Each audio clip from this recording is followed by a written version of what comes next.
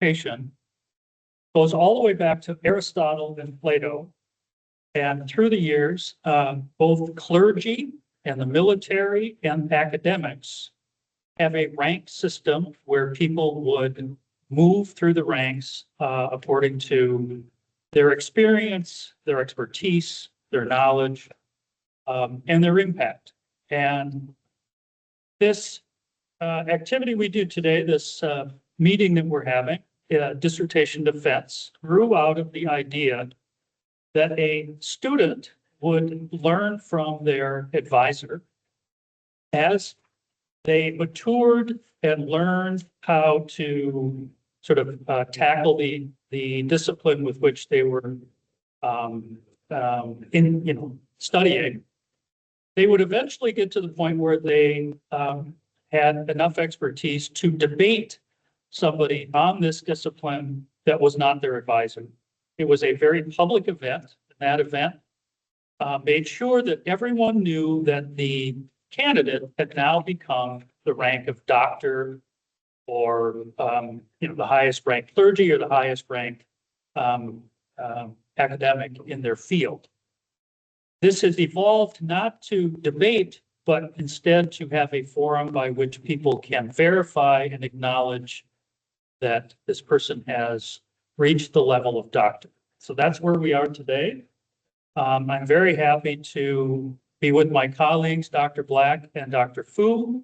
Many of you know I'm Professor K, chair of this committee, and I'm very happy to introduce our candidate, Hien, who will be discussing the impact of cultural intelligence on employee work adaptation in foreign direct investment firms in Vietnam. Hien, please, the floor is yours.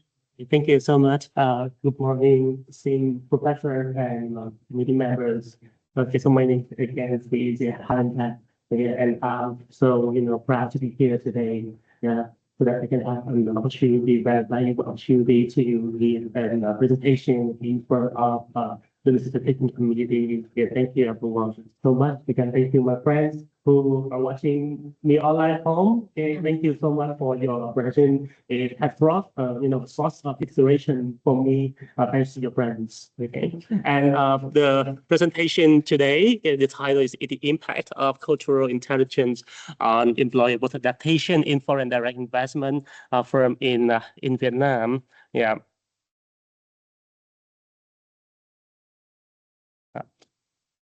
Okay, so I can just use this. Dr. Burke, I can use this. Yeah, just the arrows. Yep. Oh, sorry. No, you're okay. Okay.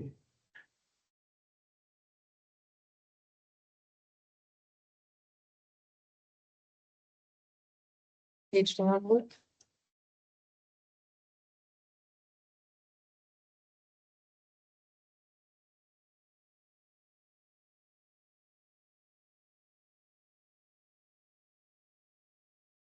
Okay, that's right. Yeah. There you go. Thank you so much. Yeah.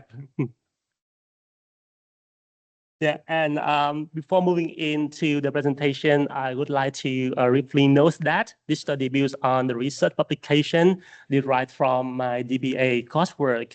I list these only to indicate that the conceptual logic and empirical approach used in the dissertation have been refined through earlier research contexts, and I will now turn to the presentation outlines. Yeah.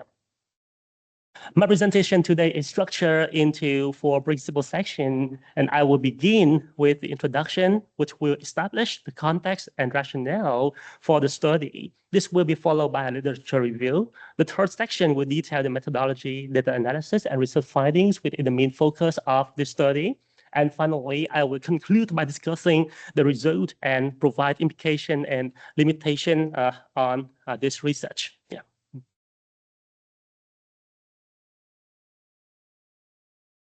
In today's globalized workplace, working across cultures is no longer optional. It's inevitable. Yet outcomes vary. Some individuals adapt and perform effectively while others struggle. This issue particularly salient in Vietnam, where rapid growth in foreign direct investment has transformed workplaces into highly multicultural environment. FDI firms such as multinational manufacturing firms and technology enterprises from the US bring capital, jobs, technology, and managerial expertise while gaining access to new market and cost advantages. Divide these mutual benefit, cultural convergence, create real challenges, differences in cultural values, which is defined in my dissertation, is in enduring beliefs. It's very hard to change, and because it's very hard to change, but the values here, they are the enduring belief about what is desirable, appropriate, and worthwhile that guide individual behavior, decision, and motivation across situation, work practices, communication style, expectations, especially regarding hierarchy, age, work-life balance, often complicate the collaboration for both local employees and expatriates. Understanding what enables successful adaptation in these multicultural FDI workplaces is therefore a critical question.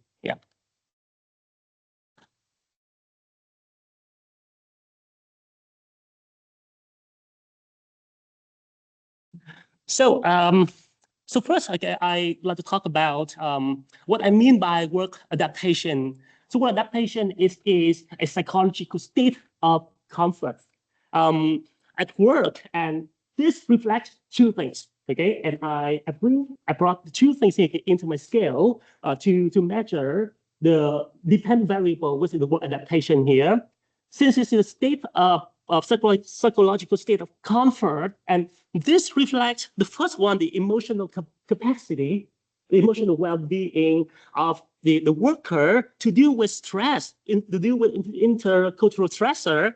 And the second one, adaptation reflects the functional alignment with job roles, expectation, and work relationships. Okay? And these scales, okay, is based on a validated scale. Okay, it's not I didn't create it. Okay, I just applied it into my research. Yeah. So, and prior research has shown that work adaptation here precedes job performance, and adaptation shape how individual can perform. And this assumption justifies treating work adaptation as the key outcome variable in this study. In other words, individuals tend to perform well because they are adapted rather than becoming adapted simply because they perform well. Yeah. And this is a very classical organizational behavioral logic. Okay? Job performance here is commonly modeled as a function of ability and motivation. And this logic provides a theoretical bridge between individual capabilities and work outcomes, and it serves as a very foundational premise for positioning cultural intelligence in my research model. Ability, however, is not a single construct. It includes both physical and mental components.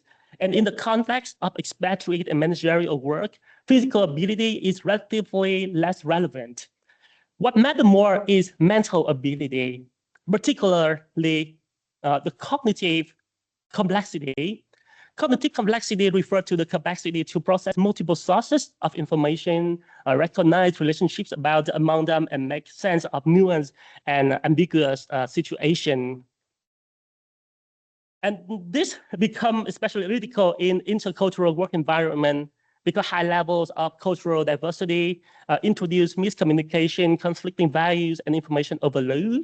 Managers are often required to interpret complex signals rather than respond to clear instruction.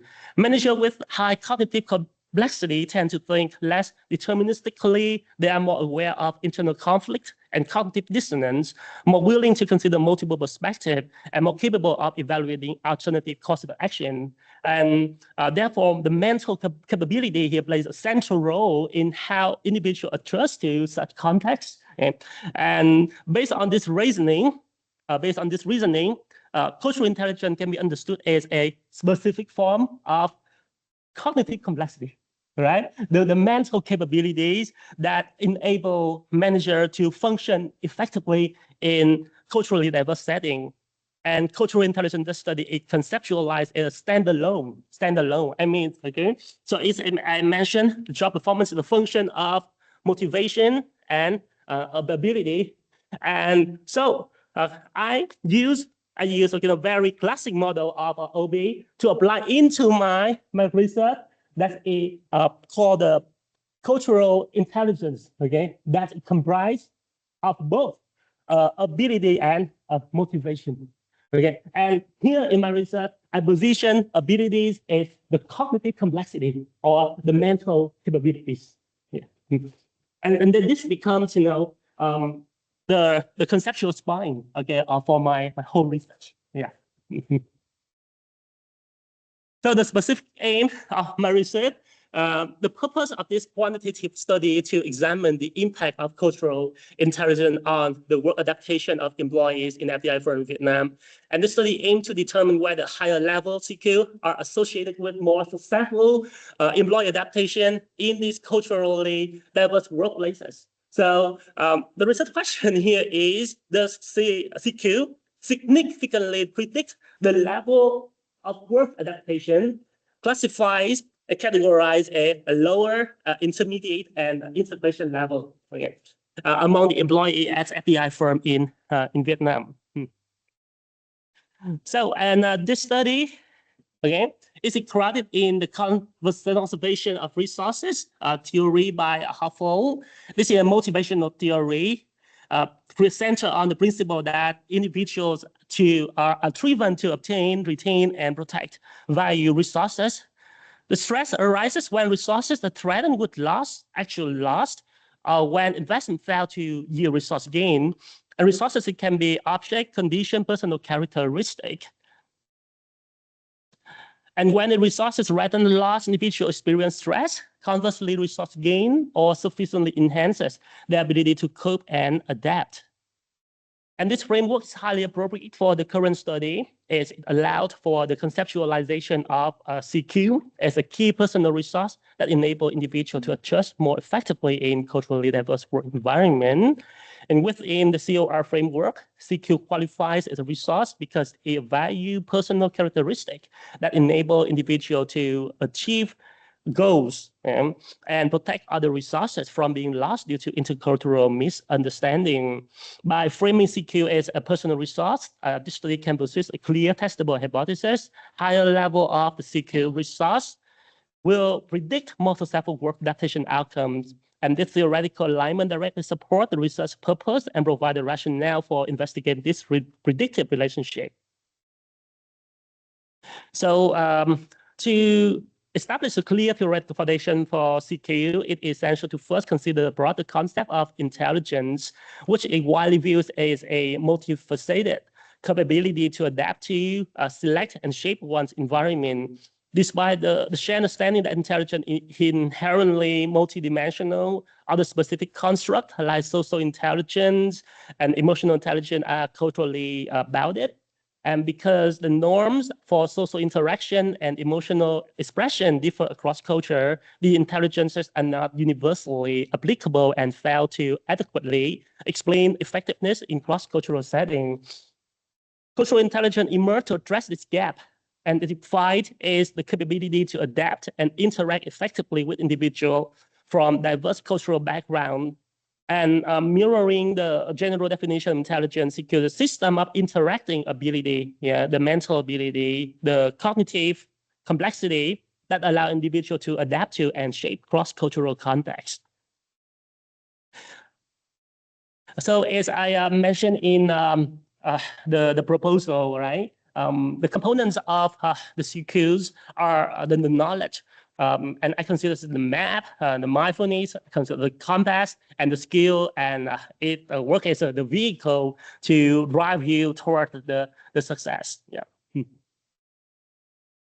And let's talk about first about the map. Okay, the map here can refer to your content knowledge. This is the knowledge about the different dimensions of cultural dimension of the Hofstad, about the power distance, the contrast between the individualism and collectivism, right? And we also talk about, I discussed, the ascription culture versus the achievement culture. Yeah, is the knowledge for the expatriate and the employees working at multinational company in Vietnam need to know, right?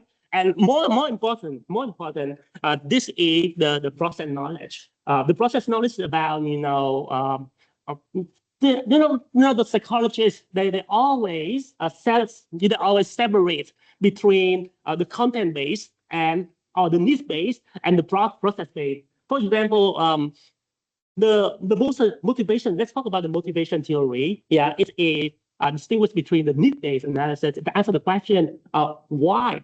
Okay, why you need to do this? Why you need to do that? This is the main goal, right? Because the motivation is varies in direction and in intensity. This is like this is your end goal here, and this is your the back, and always in psychological and OB research, they always categorize the knowledge in this way. They divide it into two parts: the need-based or the content-based.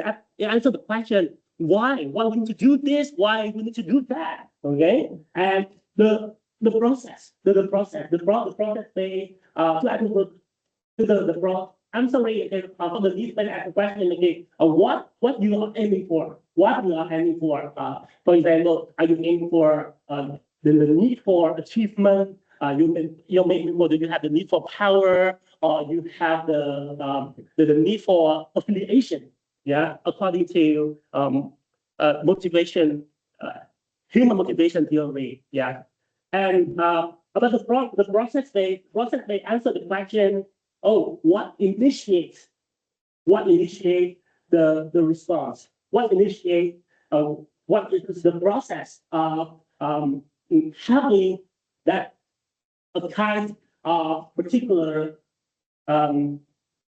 action? Yeah, and understanding the knowledge, process knowledge is very important. Okay, and this I think this research also applied, the expectancy theory, yeah, of the process based of motivation, because that you have you have to answer the question. You have to answer the question: what initiate your response to a particular problem?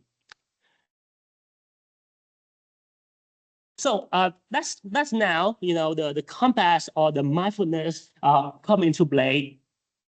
So in the mindfulness, it's the metacognitive process. It defines as consciously and deliberately monitor one's knowledge processes and cognitive affective state, and also to regulate the state in relation to some goal and an objective.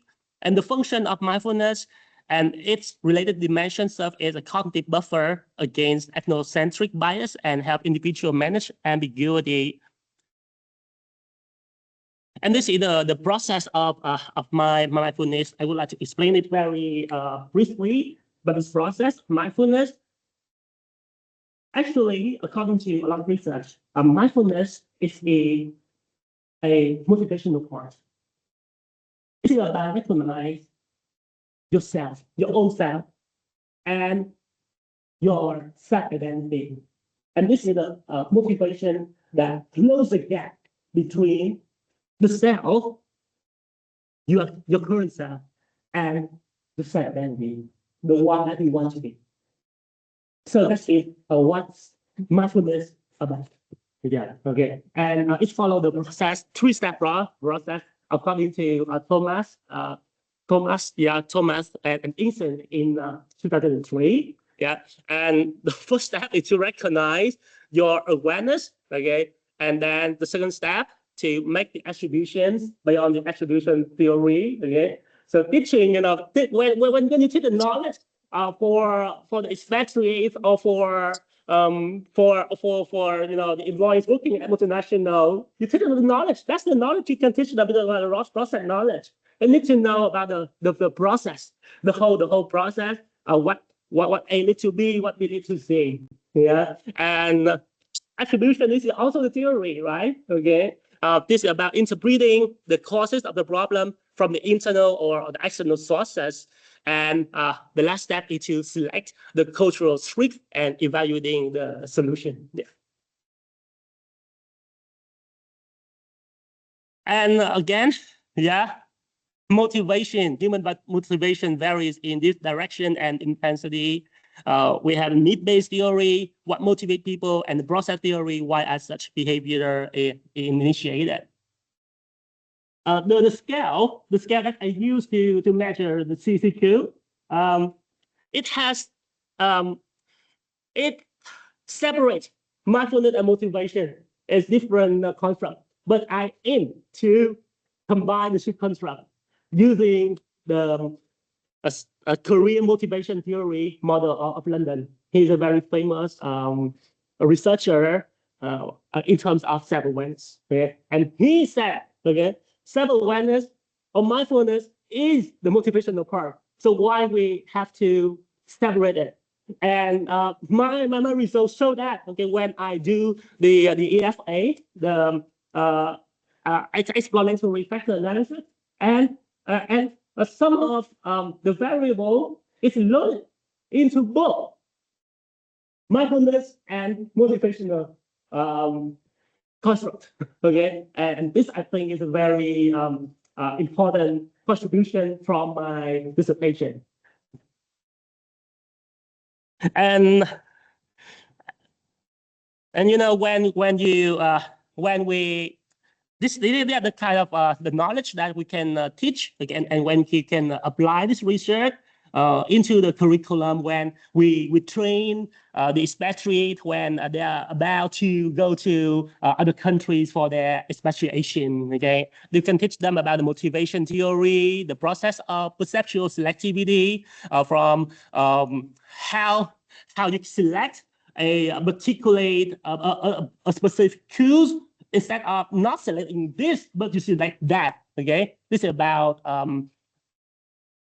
perceptual selectivity. Okay, you can all teach them about that. Okay, in the training process, and this is about what influence selective attention. Okay, and last one is behavioral skill. You got the map, you got the compass, and now you need a way to actually move. You need a vehicle. That's the skill component, is your ability to take all that knowledge and all that mindfulness, actually do something with it to change your behavior to fit the situation. Yeah.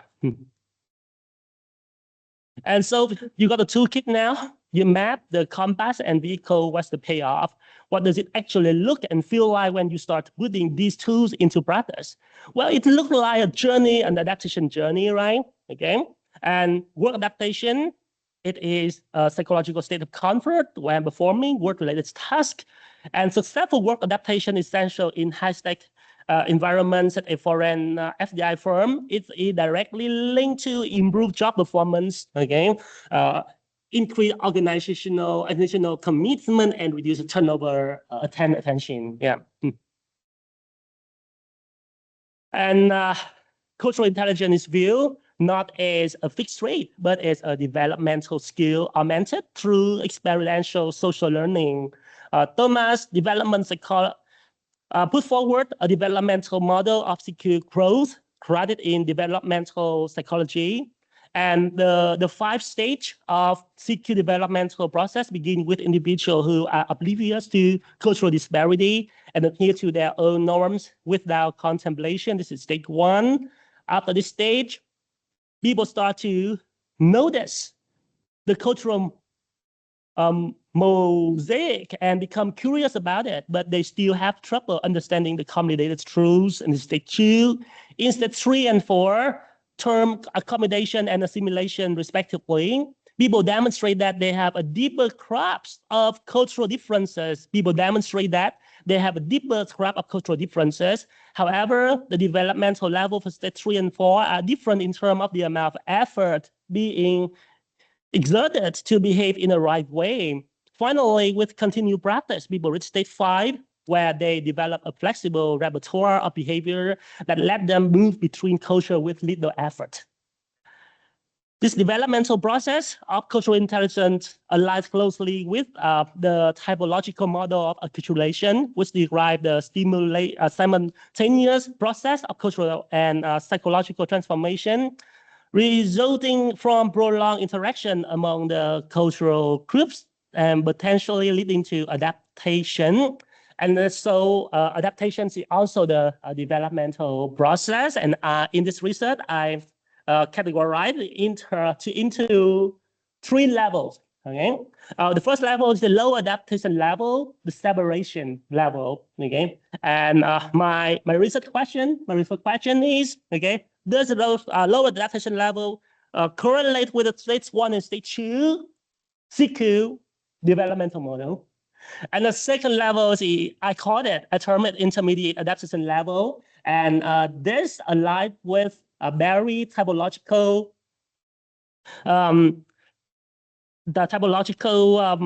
classification, yeah. And the last and the highest level adaptation, I termed it integration level, yeah.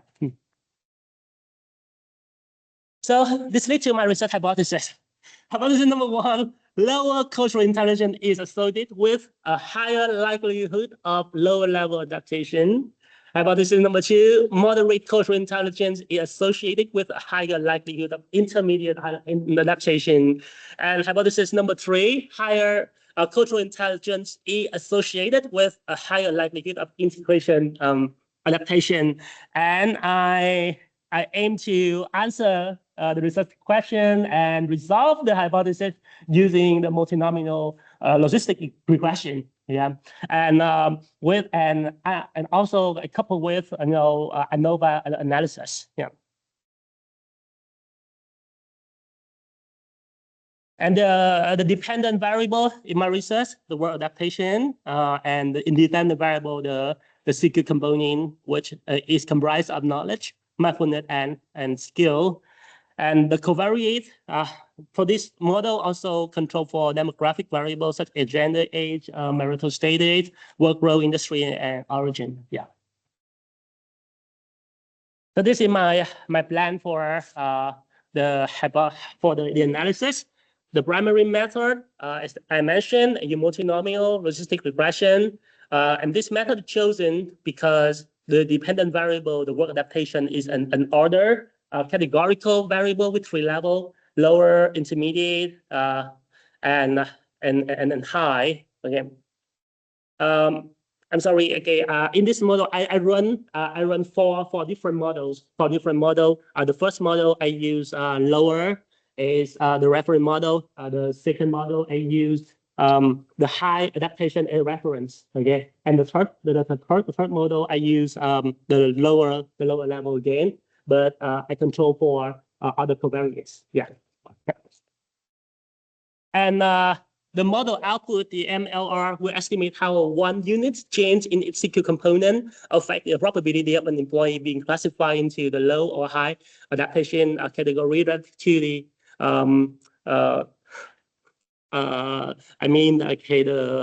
the lower and the higher category, not intermediate. Yeah. And for the preliminary analysis, the descriptive statistics and one-way ANOVA will be conducted to explore the data and check for demographic differences. Cronbach alpha and EFA will be also conducted to test the reliability and validity of the scale. And I also have the pretest checks for the adequate sample size, approximate normality of continuous predictor and absence of a multicollinearity. And model fit and performance will be assessed using the likelihood ratio test, pseudo R-squared statistic, and classification accuracy. So why use logistic regression? I use this is because multinomial logistic regression estimate how increase in cultural intelligence change the probability of an employee will achieve higher level of adaptation, right? Yeah.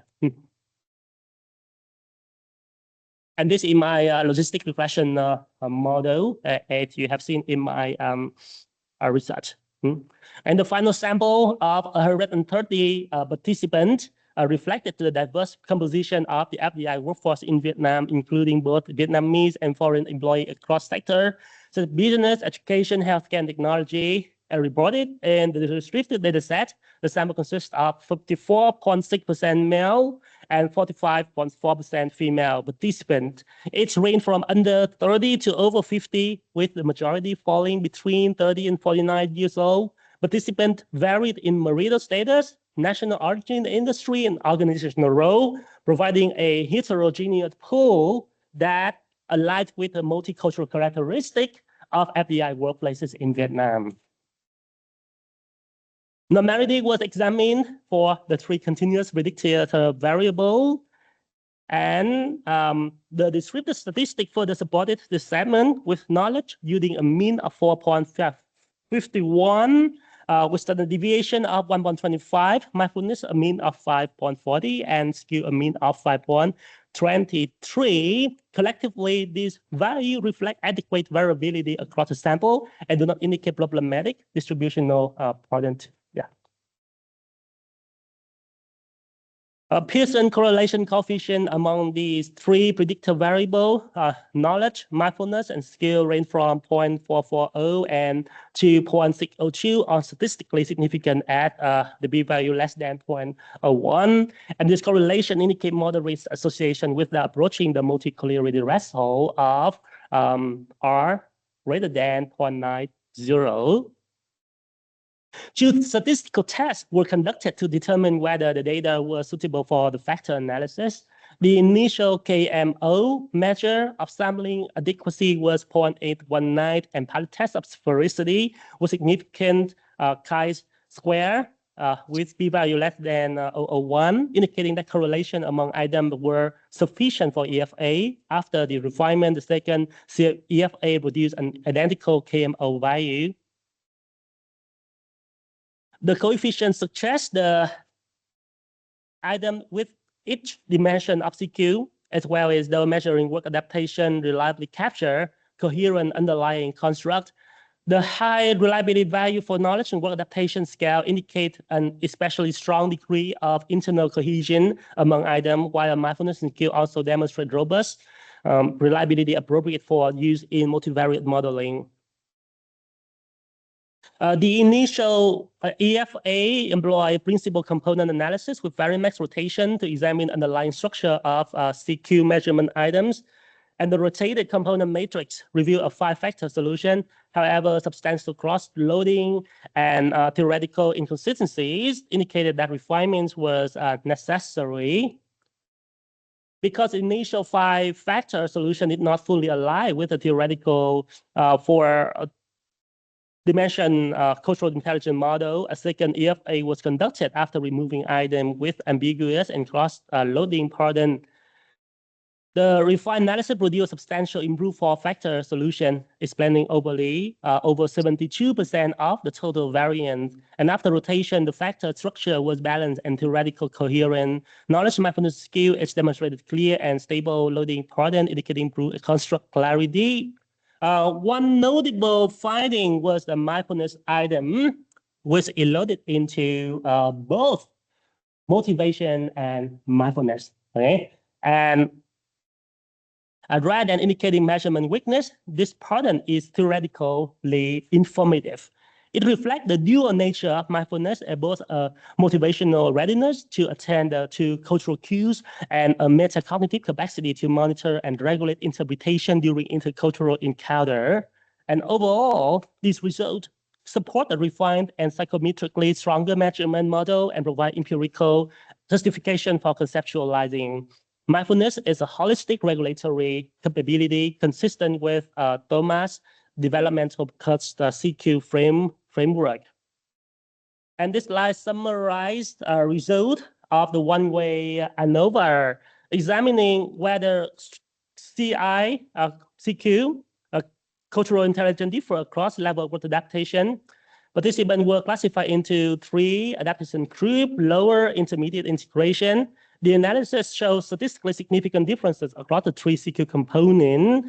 Across all the dimensions, a clear rated pattern emerged. Okay?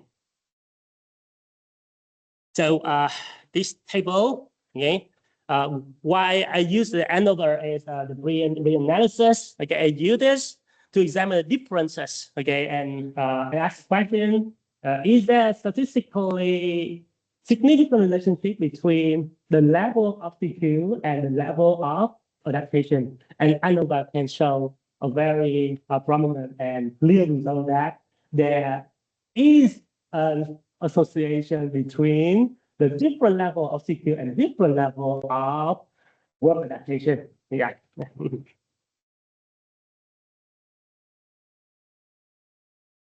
And these are the results of the model.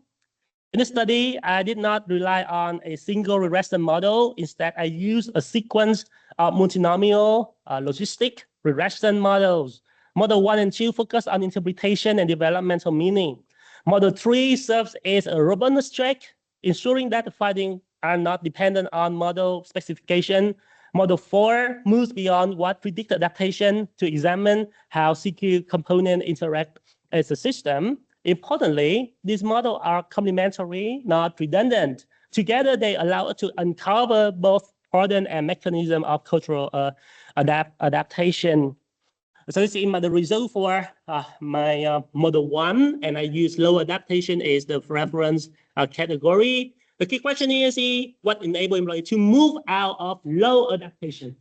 And the result finds show that knowledge predict transition from lower to intermediate and predict transition from lower to integration.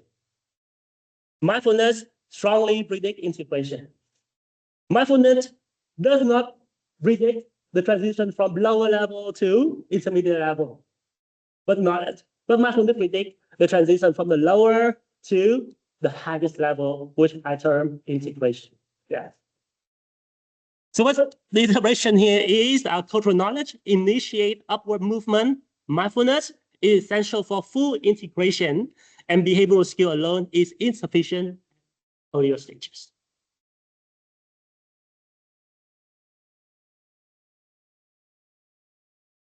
So when we interpret model 1 developmentally, the pattern becomes very coherent.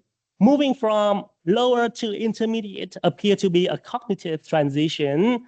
Employees begin to understand the norms, the declarative knowledge, the process knowledge, right? The expectation and cultural logic of different cultural dimensions. Okay, we have a lot of theory about that, as I mentioned in my dissertation.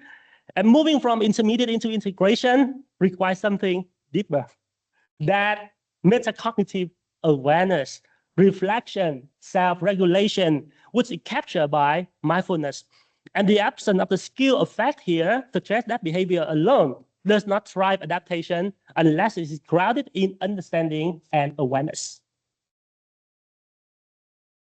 Model 2 flips, okay, the perspective by using integration in the reference category, and this model asks a different question. What distinguishes fully integrated employee from everyone else? The results are very clear. Mindfulness strongly differentiates integration from both lower and intermediate adaptation. Knowledge differentiates lower from integration, but not intermediate from integration. Again, skill remain non-significant. It tells us that full integration is not simply a matter of having more knowledge, but of how individuals regulate and reflect on cultural experience. Model 3 estimates the full multinomial model simultaneously without relying on pairwise contrast. The purpose here is not to discover new effects, but to test whether the earlier finding remains stable under a stricter specification. The result replicate the same pattern. Knowledge and mindfulness predict integration, while skill does not. This consistency shows the findings are not artifacts of reference category choices. Methodologically, model 3 is important because it strengthens internal validity. It demonstrates that conclusions are robust across modeling strategy. This directly addresses potential reviewer or committee concern about the model dependence, okay, from your notes. Yeah. And Professor K asked me to run the third model, okay? Yeah, because I'm not I don't have background in statistics, so I have learned a lot from him. Yeah, thank you, my professor. Yeah. And model 1 and model 3 consistently show that skill had no independent effect. Model 4 was designed to test why. Yeah. And Professor K asked me to do this, and it has resulted in very surprising results. Okay, and I'm so happy for that. Because instead of treating skill as an isolated predictor, model 4 examined whether skill operate conditionally through interaction with knowledge and mindfulness. And the key finding is a significant mindfulness skill interaction, right? This interaction and for the intermediate versus lower comparison. Yeah. So the negative interaction does not mean that skill is harmful. Instead, it indicates regulation. As mindfulness increases, the marginal effect of skill diminishes. This reflects behavioral restraint. Individuals with high mindfulness do not overreact the skill. In other words, mindfulness discipline behavior, ensuring that skills are applied selectively and contextually rather than impulsively. The interaction appear only at the intermediate stage for a theoretical reason. Intermediate adaptation is a phase of experimentation and calibration. Skill begin to matter here, but only when guided by mindfulness. At the integration stage, behavior is already internalized and automatic, so the interaction effect is no longer statistically visible. An average marginal effect, yeah, it translates coefficient into probability, and I learned this from Professor K quantitative 2 course, okay, and I take notes a lot of this, and I think this is very new. It's very new to me, and even because not many people in my country use multinomial logistic regression in their paper, and that's the reason why I won the best paper award for for using this method. Okay, yeah, I just guess. Yeah, okay, yeah, and a 1 unit increase in mindfulness raises the likelihood of integration by over 20 percentage points. It's very clear, and it's a very intuitive when interpreting the result, right? Okay, yeah, which is large and meaningful effect. And knowledge also contributes positively, but with a more modest magnitude, highlighting a clear hierarchy among the CQ components. So when built together, the four models reveal a clear hierarchy. Knowledge enables individuals to escape from low adaptation. Mindfulness drives full integration and regulated behavior. Skill function is a conditional capability, effective only when supported by mindful awareness. And this confirms that cultural adaptation is not behavior first, but behavior last. Yeah. So why is CQ important? Having established our theoretical framework, first, a fundamental level CQ is the capability to enable individuals to adapt effectively in a multicultural environment. It's important because it enables adaptation. It enhances intercultural communication and collaboration.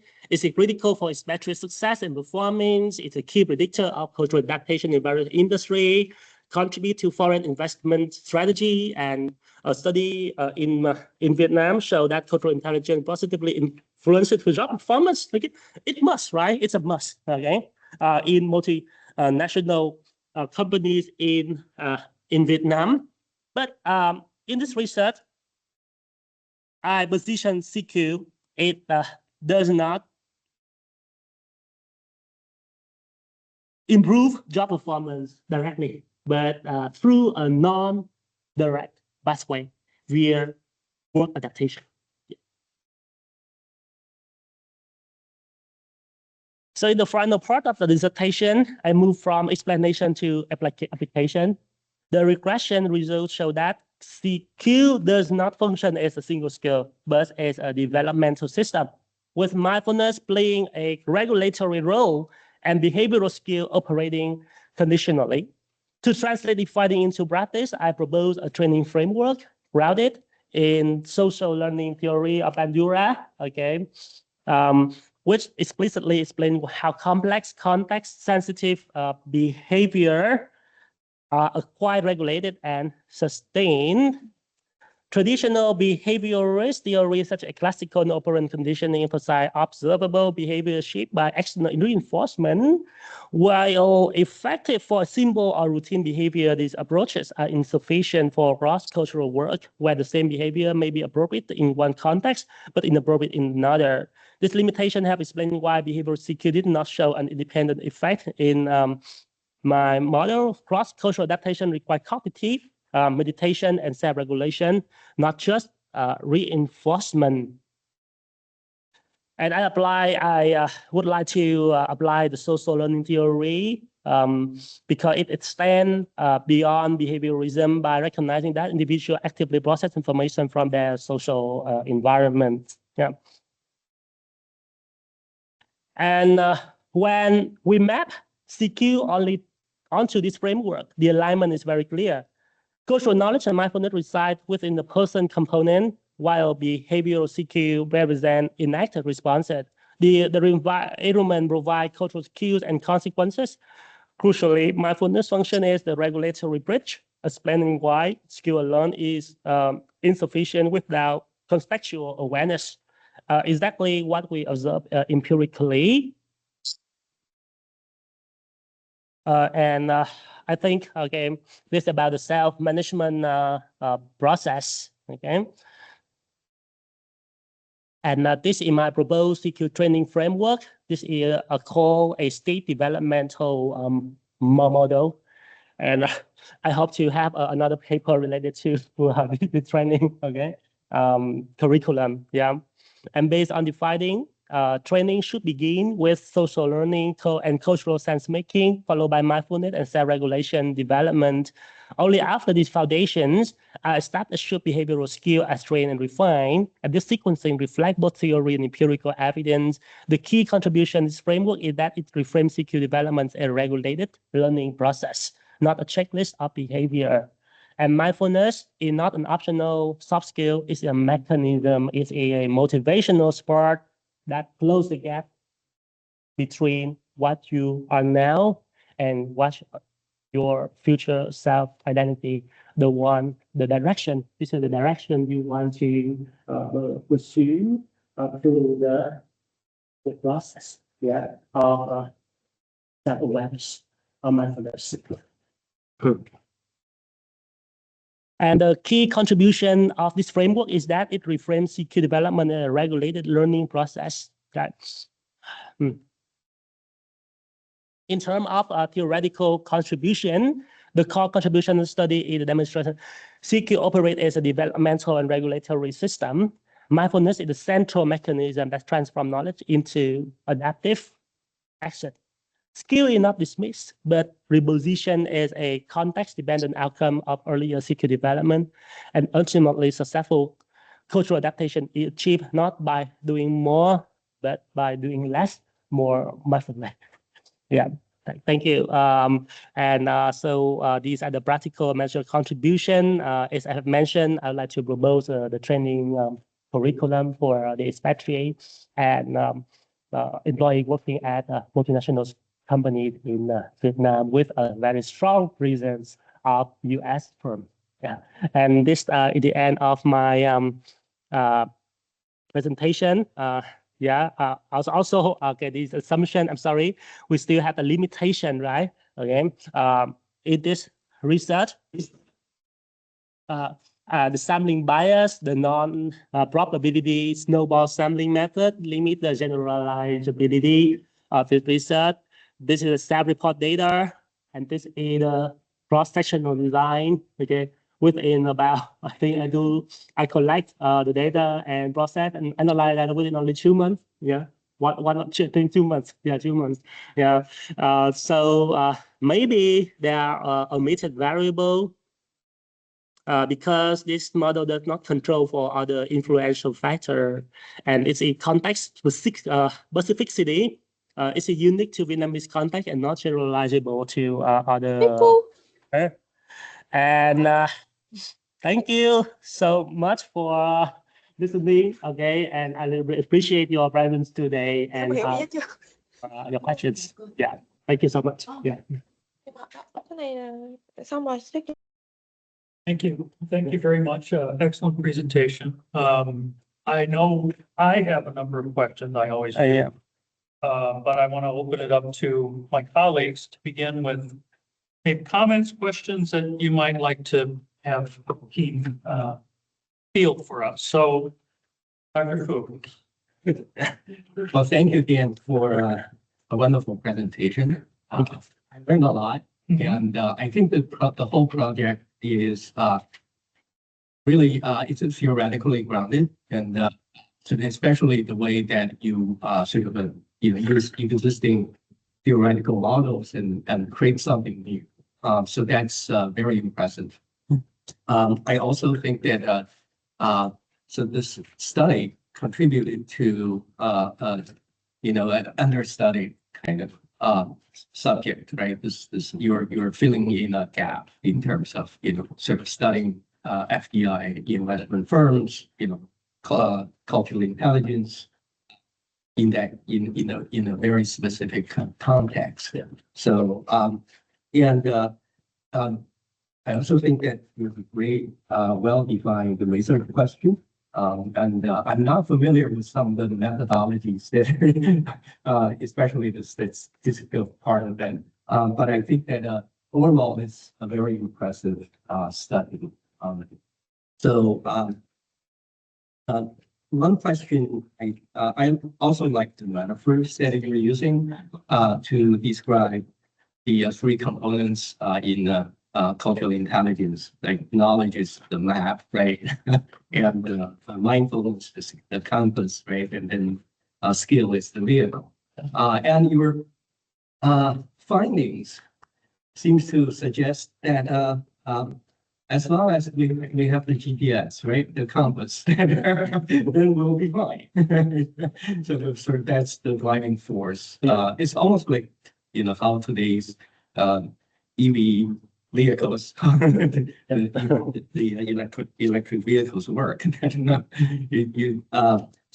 But anyway, I have one question that is about. I think in your discussion, that you mentioned that sort of both the importance of the Vietnamese cultural context for the study, right, and also you mentioned that your research results seems to confirm or reaffirm some of the existing scholarships. Is that in a sense that the study, the results that are sort of have this universal appeal, right? Sort of so I'm just wondering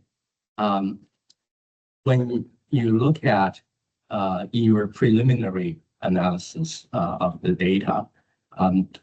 Did you notice some significant differences between, from the responses between the Vietnamese employees, right, and also the foreign employees? Sort of are they sort of do they support sort of whether this is a culturally specific sort of study, or is this also kind of affirming the kind of universal sort of significance? Yeah, thank you for your question. Okay, and before running the analysis, I assume myself that there should be a difference in terms of the cognitive process between the Vietnamese and American and foreign employees. But my analysis, ANOVA, analysis of variant result is shown no difference in terms of between the host country, the nationals, and the expatriate in terms of the level of adaptation as well as a level of security. Okay, and this is very surprising result for me because I always think that the host country national should be adapted more than the expatriate, but the results show that there's no statistically difference. Yeah. Yeah. Thank you. Yeah, thank you. Yeah, thank you for the question. Yeah, I don't have a lot of questions because you were so thorough. I learned a lot from your study, the background information, the theoretical framework. There was such a deep grounding. It was, I think, elegantly designed and tested, expertly explained. You took very complex concepts and broke them down in very easily understandable ways. And I do also appreciate the metaphors and kind of the ways that you charted out the different levels and things like that.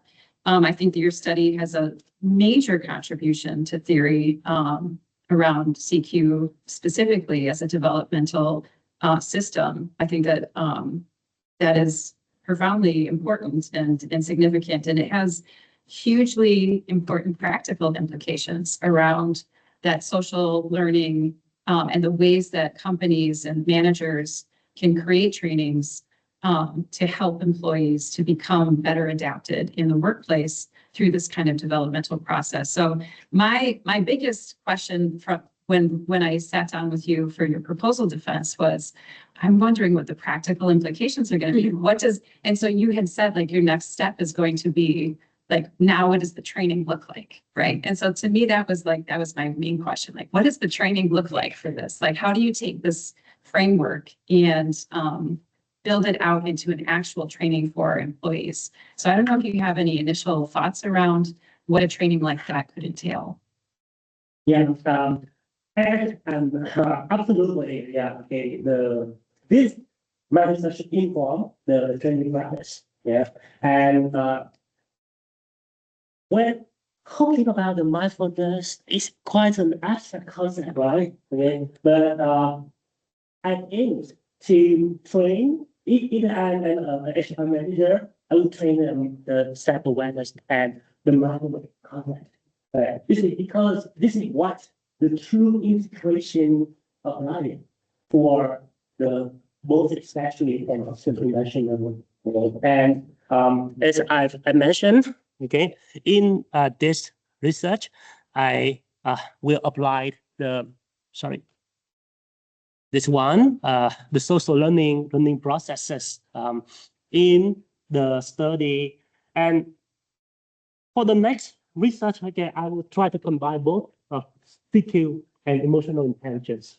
Yeah, and I also research about emotional intelligence. It's about the self-awareness, about the self-management, the self-control in this process. And I think there is an overlapping concept between the CQ and EQ.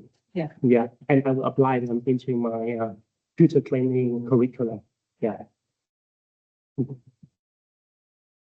Yeah, the only other question really was the question that Dr. Hu had around, Vietnam is, as you described it, a high context culture, right? A culture in which nonverbal cues and like subtleties, you have to kind of pay closer attention to those things in order to be able to navigate interpersonal interactions successfully and effectively.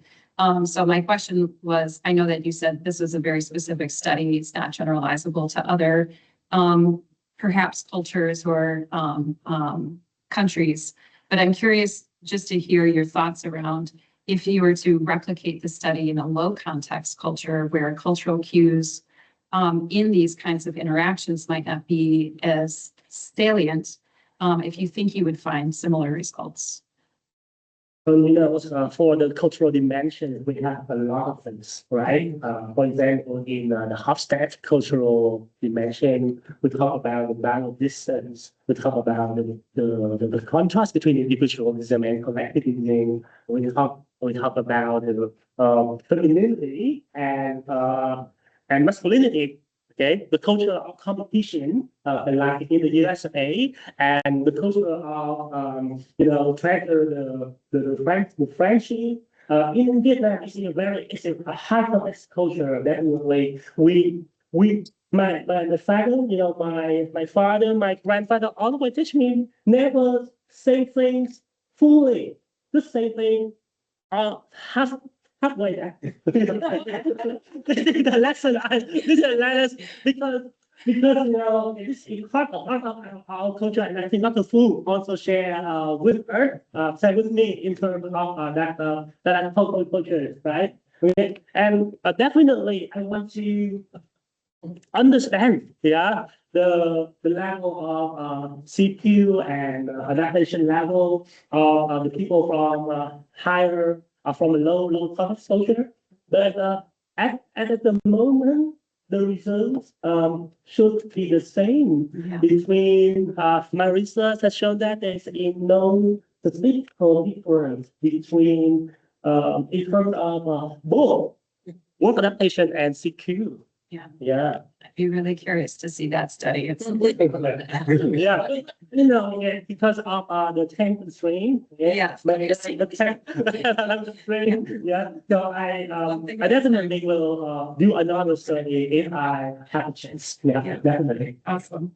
Maybe we're already living in a kind of a more globalized kind of cultural context that will erase some of those, I guess, cultural differences. Because today's young people are connected, through social media and all that.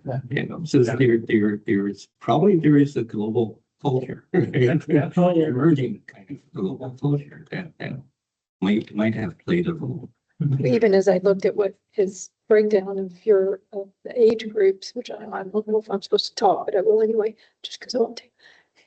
If you went to Vietnam, it's such a young demographic. I mean, you have a lot of young people, primarily young people in the workforce, whereas in the US, we have quite the older workforce.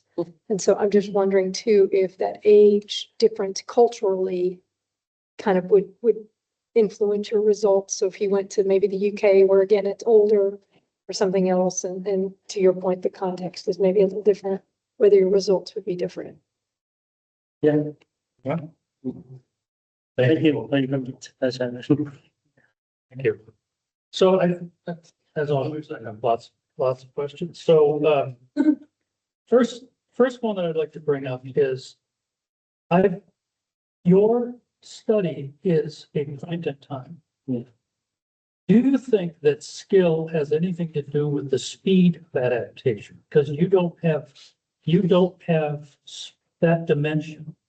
And I wonder whether the interaction with motivation is significant because it's telling us how fast people can do this. So for instance, with me, an old dog teaching a new trick, it might take a long time for me to get all the way to integration.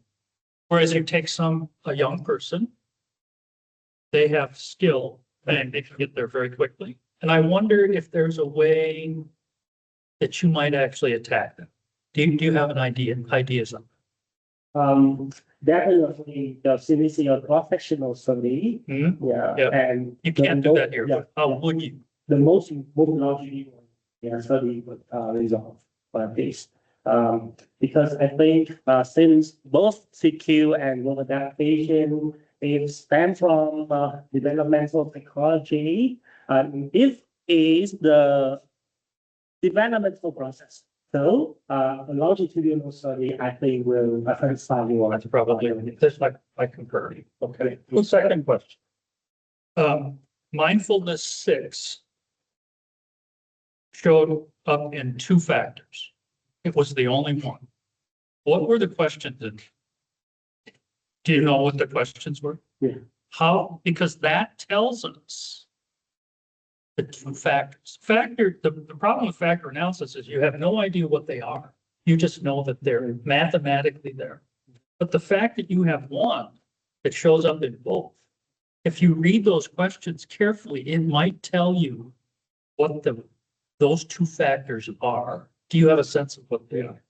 What are they? Okay, so, okay, I use, the, for the questionnaire, I applied the 4-factor model of, and, this 2007. So, that usually is learning for factors. But I agree with, Thomas, okay, in terms that there should be only 3 factors. Because mindfulness and motivation should work as one, but I didn't use his scale, yeah, to measure the CQ. This is because it hasn't validated widely again. And in many research, they use the 4-factor model number 3. But I agree with Thomas that there are 3 factors, but I use the models that I did questionnaire, the 4-factor model questionnaire. Okay, so the 2-factor motivation and sound and metacognition, and term it metacognition, yeah. But Thomas permit mindfulness, which combine both metacognition and education. Yeah, and this is the reason that this is why the EFL so looking for factors because I use the 4-factor questionnaire. Well, that's true, but what are the interpretations of the factors? That is unclear until you can partition them. And that's the one factor that allows you to do that. I'm curious what, I think it would be worthwhile going back and looking at the questions in motivation 6, the exact wording, because it will start to tell you what those 2 are, because it loads on the 2, not 1. Do you know what I mean? Yeah, and So I think that would be an interesting addition oh yeah, right. to this. Okay. Third question. You want to do the training program. I agree that I think that's the biggest next step, the biggest add-on to this. I wonder whether text analysis would allow you to know the types of words to be using to enhance motivation, to enhance knowledge, to enhance skill. Maybe skill makes you faster at it.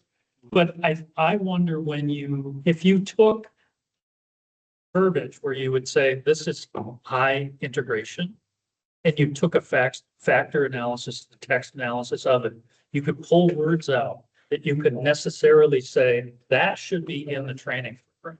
Those are words that are associated with these things. I think that would be useful.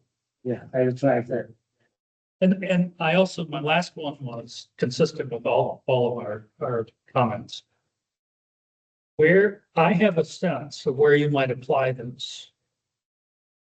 Other than multinational firms in a particular country. So where do people gather that come from different backgrounds that have a common purpose potentially, but are working alongside of each other?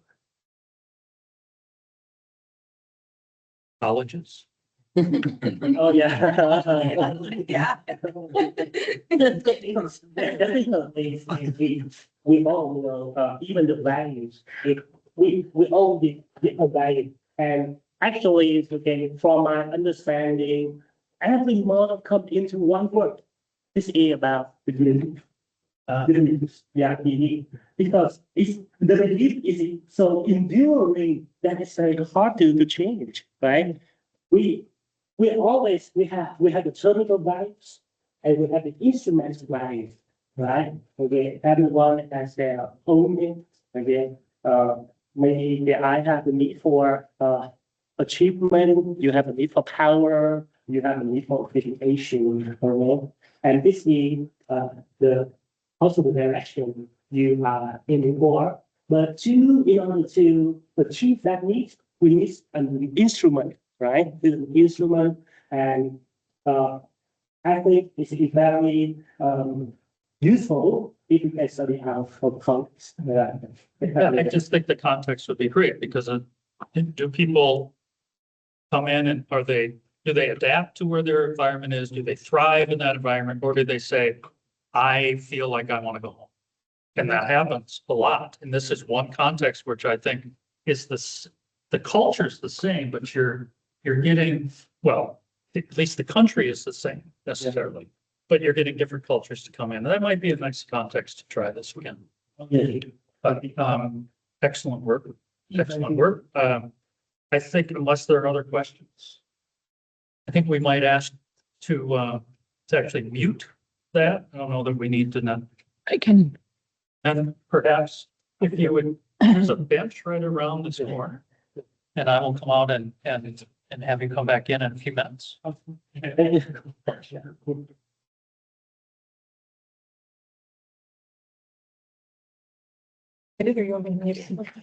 will, I want to get rid of we're going to just mute for discussion.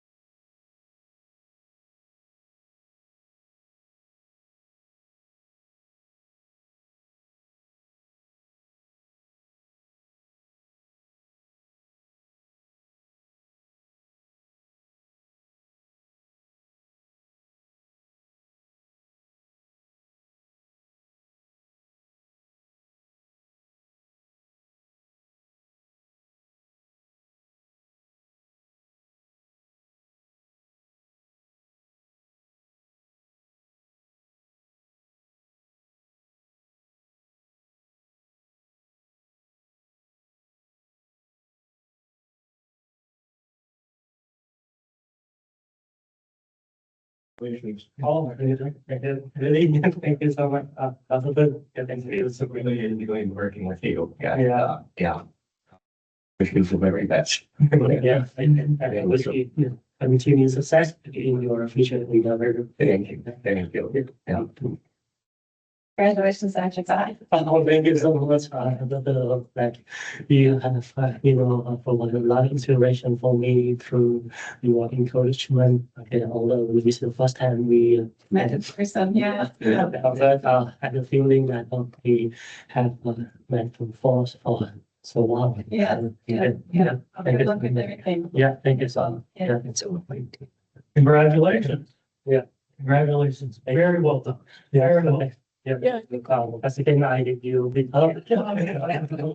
Yeah, thank you so much for everything, Yeah, for your encouragement. Of course, Yeah. of course. Yeah. Well done. From the comments you give on my paper. Yeah. Yeah. And thank you so much. You're very welcome. We're going to continue to work together. Everybody online, we have a new doctor here. Thank you, everyone. Yeah, thank you everyone for being here with me today, again. And this is the moment, it's a very, inspirational, exceptional moment, the biggest moment in my life. Yeah.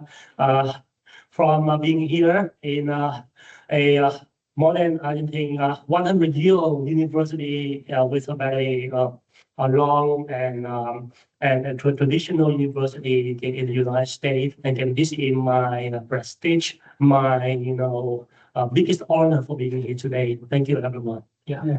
If you'd like to unmute online and wish and congratulate him, we want to give you that opportunity to do that. You can unmute. Yes. Well done, Dr. Hien. Thank you, Stephen. Thank you, Dr. Stephen. Yeah. Thank you, everybody, for being online. Appreciate that. The support everybody's giving each other. Well done. Congratulations. Well, thank you. Thank you so much. Yeah.